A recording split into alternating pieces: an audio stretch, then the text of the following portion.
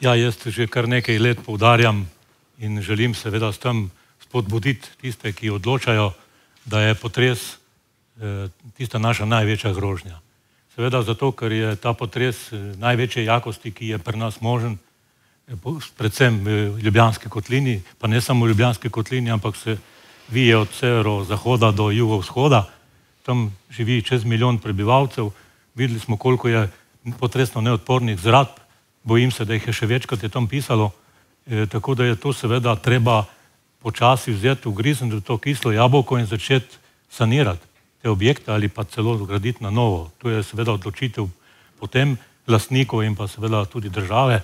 In verjamem, da se bo tega treba lotiti zelo hitro, ker potres nam visi nad glavo. Imeli smo ga pred 130 leti tukaj, podobne jakosti, in lahko ga imamo jutri, danes, čez 100 let, upam, čez 1000.